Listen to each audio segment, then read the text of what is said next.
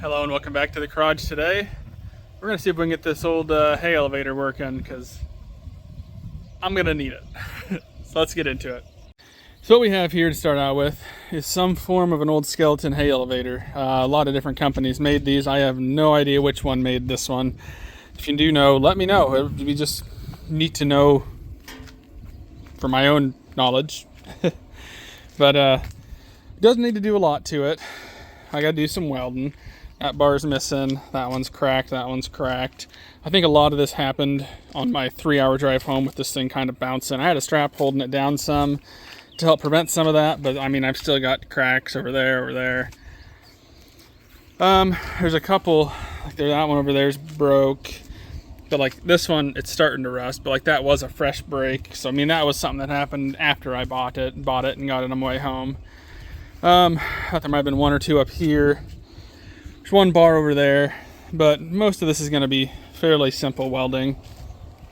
But yeah, like that guy right there, that looks like a fresher break based off of that. Nothing too crazy, like that one needs welded, but I'll take it. Biggest thing people might notice is there's no motor, but I do have the brackets for a motor and everything. And something that I'm not super concerned about is that these bushings are kind of gone, but I'll run it for a little bit, make sure everything works before I worry about that too much. I would like to get to that sometime, but today's not that day. That'll be simple enough as hit the roll pin out, slide this whole thing off, undo the chain. Nothing too crazy, but if I know what this thing is, then it'll be easier to find bushings. I'll probably just lube them up now and let it be for a little bit. But luckily this is no high-speed application, so it should be okay for a while. Regardless, let's get this thing pulled off here and I'm gonna get some welding done.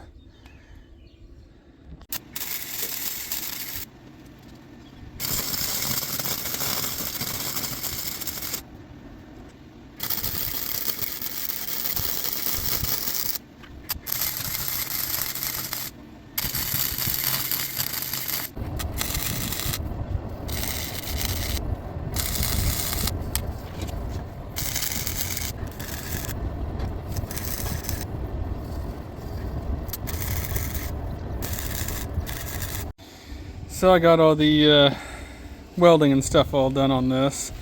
Somebody who probably knows better than me, so I don't know what this white stuff is. This looks awful, primarily because I think somebody did some brazing on here. And I think that's kind of what that white stuff is. Whenever I'd try to weld on it, it would just sizzle. But I mean, you know, there's, for flux core, I'll take that.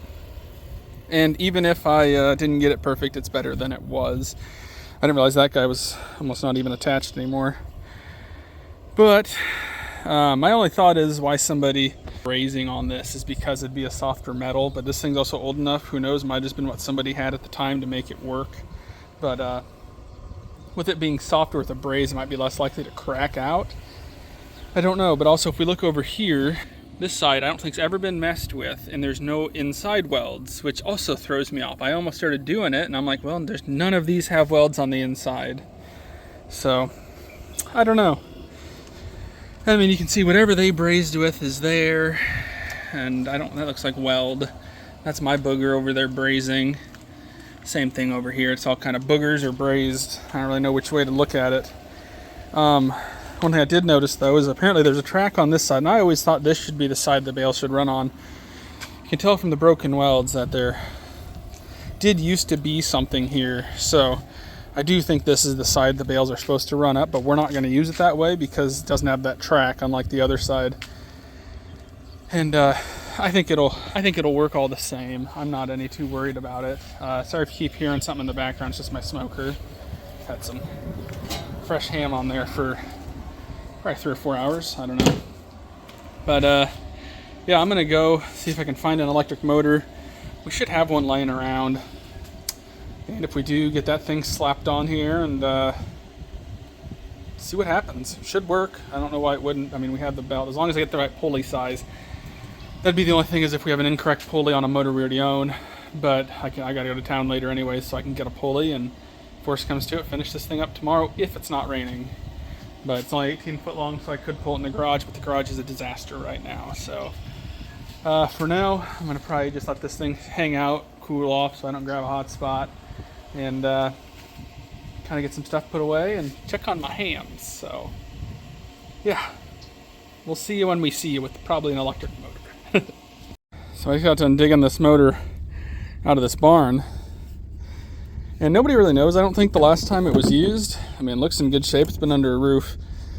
Downside, it's you guys can read the horse, but it's a 1.5, which is almost twice as big as what I need. But my hope is maybe I can get a small enough pulley to make the gearing on this end low enough that it's not throwing bait. One thing that I've heard is that if you get too big of a motor, that it will throw your bales off the end.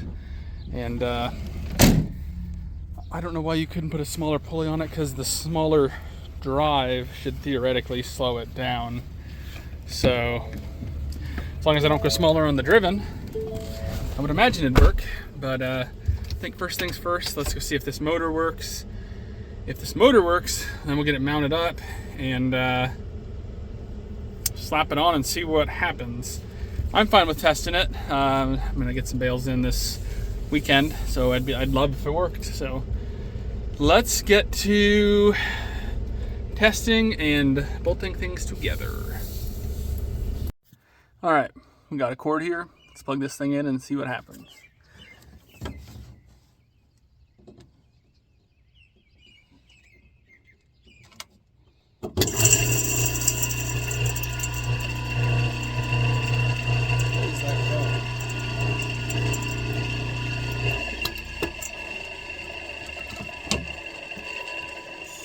Thing is going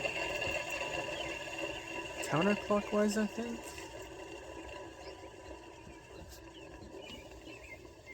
Yes, that's going from behind it counterclockwise. Means I'm to switch around positive, neutral on this. It's spinning the wrong direction. Luckily, electric motors can spin both ways at the same speed. But I'll probably put it on the elevator first to make sure that I'm not wrong on my thoughts. But yeah, let's go ahead and get the brackets bolted on here and get it up to the barn and see what happens. All right, so we're in the garage. I've got this motor. I should also critique a few things that I've said, where I can say every single electric motor can spin backwards just the same way it can spin forward. Some are directionally only, and some do vary upon the kind of fan in the back of them. Obviously, look at your own motor to decide what it is capable of and what you're going to do with it. This one has the ability to spin backwards, and it's pretty simple, really. Even if you don't know much, it's easy to figure stuff out and test it. But all-door 1.5 horse. All I think I had to do was switch around the 2 and the 5 from how everything was originally wired. You can switch around your positives, negatives. That doesn't matter. I should say positive, neutrals, whatever you guys want to call them. But now I've got that swapped around. I'm going to get some new caps on here. These are old and pretty junky. And hopefully tomorrow I can get this thing thrown on the elevator. So next time you see me, we'll be there. This will all be covered up and looking good. All right, so I got the motor all set up. This thing's ready to go. Ignore that piece not touching. It is tied off at the top, so it can't just tip. Let's plug this thing in, see what it wants to do. Hopefully that motor isn't too fast and throws the bale. Hopefully it just kind of gently plops it up there. As big as that pulley is, I'm assuming it's going to more want to toss it, but that's okay for the time being. And then the other thing I've learned to watch for on this is I need to watch these little nubs from when there used to be a rail on what's supposed to be the top side, because these guys can get up there and catch it. Assuming that it gets it tight enough. I have no idea if that's even a possibility, but it'll be something to watch for. So without further ado, I'm going to get some of these bales that aren't stacked very well, bring them down here, and see what happens. For this to make sense though as well, normally I put my trailer here, then I unload bales, so it'll make sense when I do it the normal way. But yeah, I'm gonna go ahead and get some of these over here and we'll see what happens. Got 4 test bales. If this goes well, I'll grab a couple more and we'll see what happens. let's plug this thing in and see what it wants to do.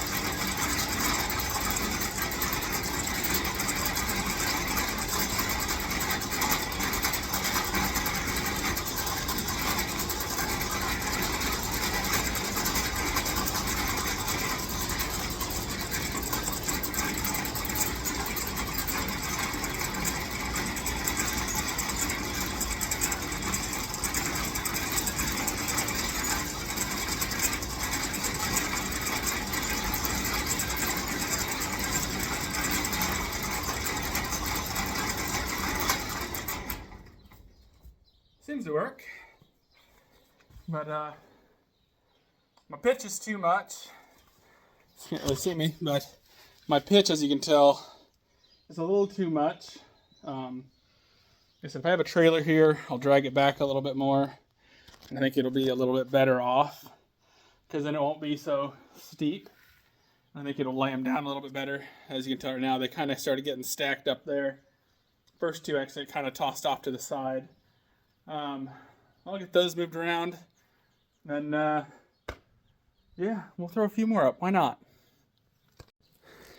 All right, let's plug in this thing again and send a few more up and just see. I'm really just making sure everything. I'm more screwing off. I'm not in line. I can tell you I'm making sure it works really well. I'm screwing off with a new toy.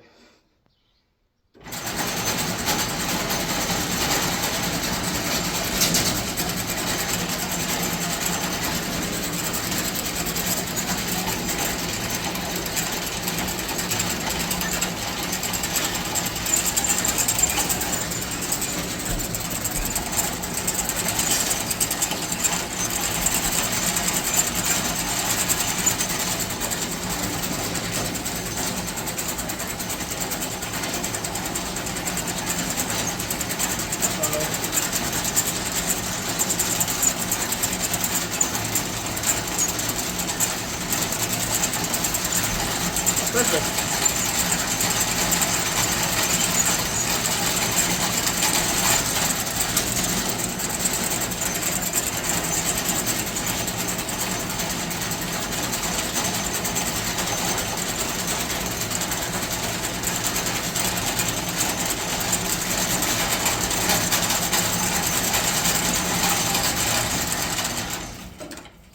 So with that, this one's really bright. I'm gonna call this thing success and repaired. See how it last bale. Actually, one kind of got a little wonky, and the next bale luckily pushed it. But yeah, other than me probably figuring something out with that, I think we're good to go. And like I said, it shouldn't be as much of an angle, so it shouldn't be as much of a drop. I'm going to pull it back whenever I actually use it, but I want to keep space to walk through in here to actually get bales when we want them. But yeah, overall, I'm pretty happy with that. So, sorry if you hear my cat run around. He's not crazy about this. But with that, I'm going to call this success. Till the next time, see you then.